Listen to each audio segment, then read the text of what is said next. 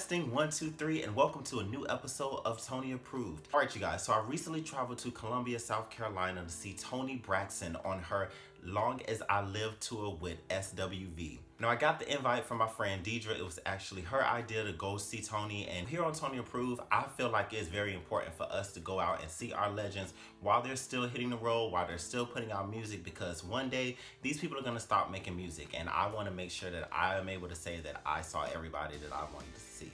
It was a 4-hour trip from Jacksonville, and I did originally plan to vlog the entire time, you guys, but I was so emotionally tired. Plus, I agreed to be the driver of the trip. You guys, I've been going through a lot lately with this whole grieving process with my dad and my grandfather. It's just been a lot, but I'm definitely going to give you guys all of the things that you need to know from the show here in this video.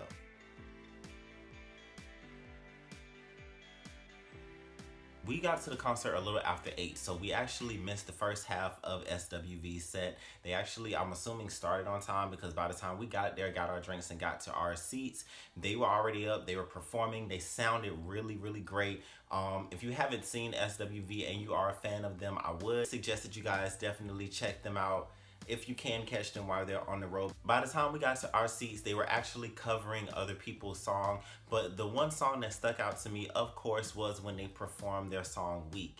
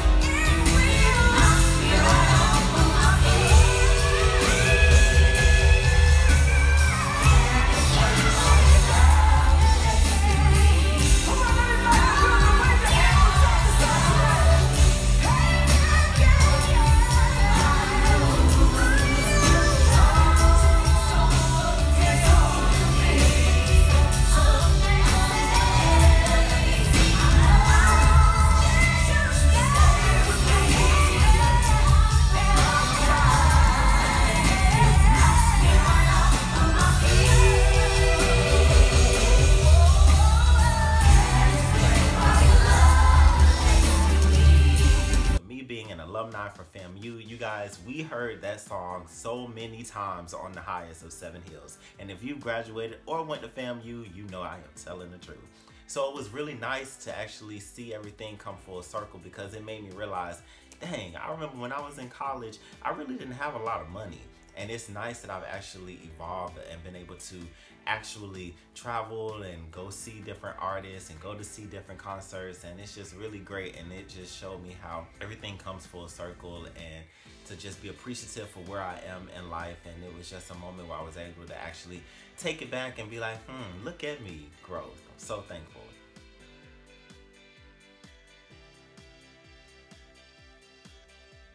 Toni Braxton looked amazing, you guys. She came up on stage. She had about 4 different outfit changes throughout the entire show. She performed for about an hour. She looked real sexy. She was out there showing her thighs. You know how Toni Braxton gets, you guys. I like the fact that she opened up the show with He Wasn't Man Enough. We also got another sad love song. She performed Breathe Again, You Make Me High, which is one of my favorite Toni Braxton songs. I love the key that she sings that song in, and I was telling Deidre on the ride, I really hope that she sings this song, and she sung it. Baby, baby, baby.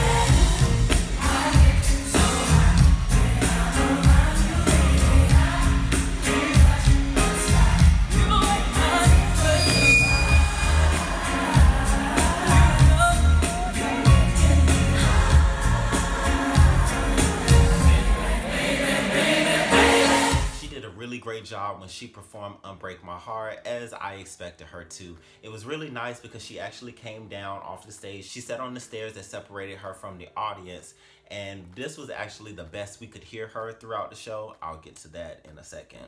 But she sounded really great. She sung in her nice little tenor register, and she took her time with the song. It was really great to see that. She took us back with certain songs like Love Should Have Brought You Home Last Night and Just Be a Man About It.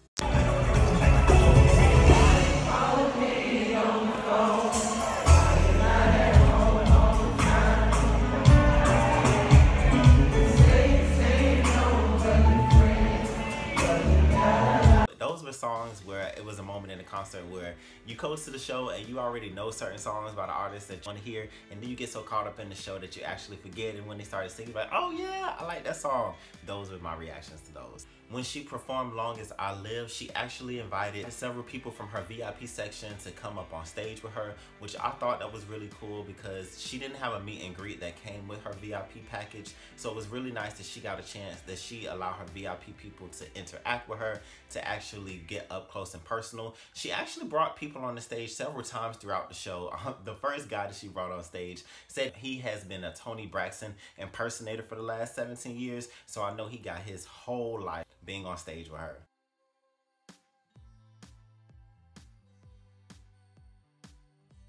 The biggest issue that I had with this show was not with Toni Braxton, but with her musical director, because we could not hear Toni, and it was very evident that she was legit singing and she was giving her all while she was on stage, but we couldn't even hear her properly.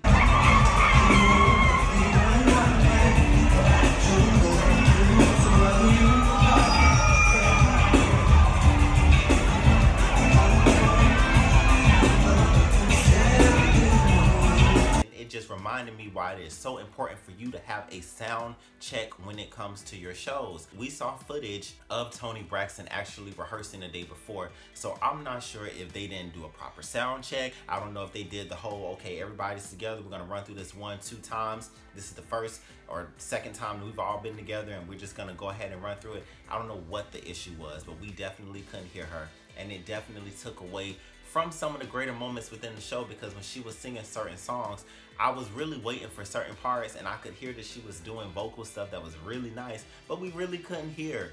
And then on top of that, someone in her VIP section actually was telling her like, hey Toni, we can't hear you, halfway through the show. And she was like, what? Y'all can't hear me? And everybody said in unison, no. And she was like, oh, well, as hard as I'm singing up here, my bad, it's not my fault. And she went on to the very next thing. And it just was kind of like, Toni, we love you because you're Toni Braxton. You're a legend. You carved a lane in R&B that can never be recreated. But at the same time, not comparing, just stating facts.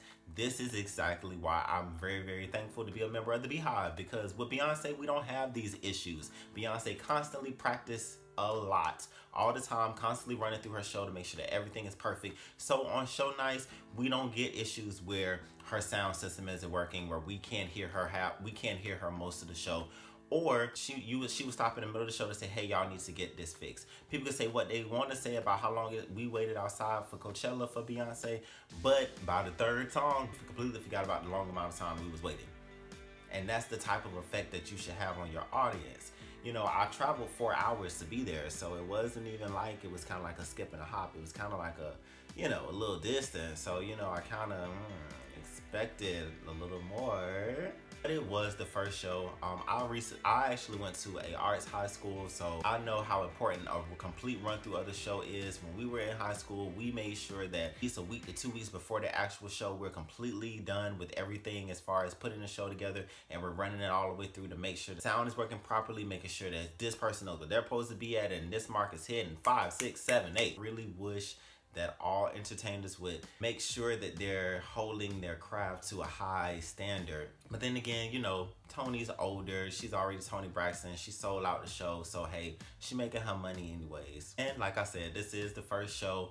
You know, they have to get all of the kinks out of the way in the first show. So hopefully, if you guys see her in a different city, you'll be able to properly hear her. Toni Braxton mentioned several times throughout the show that her album Sex and Cigarettes that she released last year is nominated for 3 Grammys. Now I'm gonna leave the link down in the comment section, you guys, for my review for the album, because the album has already been deemed as Toni approved. I thought it was a great R&B album. She did a really great job, and I thought it was really deserving of her Grammy Awards. But my issue was, why do you perform more of the album while you were on tour? She only gave us Deadwood, Sex and Cigarettes, and Long As I Live. And I'm just thinking as an audience member, like, okay, Toni, your album is only 8 songs. It's a really short album. If anything, you can just do the first verse and chorus of each song. And I know some people will say, oh, well, you know, people are just coming just to hear her hits. We don't want to hear all that other stuff. Wrong, because A, all of her hits was knocking on the show, so everybody would have been completely satisfied with that. But B, you have your core fans. They sold out your show. If they're gonna buy tickets to see you in concert, 9 times out of 10 they'll buy your music or at least stream it on Tidal. But why not give the music to them? Why not encourage them to go ahead and keep that streaming going for this album, since we're waiting on the Grammys to come out? Also think that we should have got a video for Missing maybe like a month before she went on tour, because Missing and Long As I Live are the best songs off of the album as far as to be singles, and they're catchy enough. And I heard Long As I Live a lot on the radio, so that means that radios are really messing with her. Too many feet on the dance floor. Let's go somewhere so we can be alone. Just like that, you got the type of love that I'll be missing. Like I'm trapped under a well. So we definitely should have got a video for Missing to be put out before the tour, so that could be floating, that could be going, and she could be promoting that single while she's going to different shows on tour, bringing more people back to her album.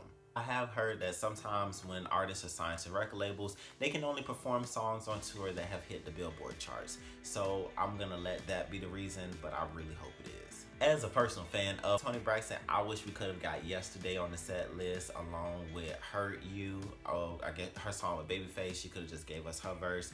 That's just me being picky. I would have loved to have heard those songs, but we didn't get them, but it was cool. Overall, you guys, Toni Braxton will forever be Toni approved as a legend. Like I did mention that we had a lot of issues with her sound, but the issues was not her voice. When her sound was on point, we definitely could hear her register. Toni definitely still got it. Toni was definitely moving on stage. It was not a boring show. Don't feel like I wasted my money. Just wish I could have heard all of the vocal things that she was doing properly live like I wanted to. Leave me a comment down, you guys, if you guys have seen Toni, or if you're planning on seeing her, what songs stuck out to you the most? What were you excited to see her perform? Make sure you guys like and subscribe to Toni Approved so you can stay in the know for other shows that I'll be attending and different album reviews and reactions that I have coming your way. Make sure you hit that bell notifications so you can get the notification of when new Toni Approved video is uploaded. Until next time, God bless and thanks for watching.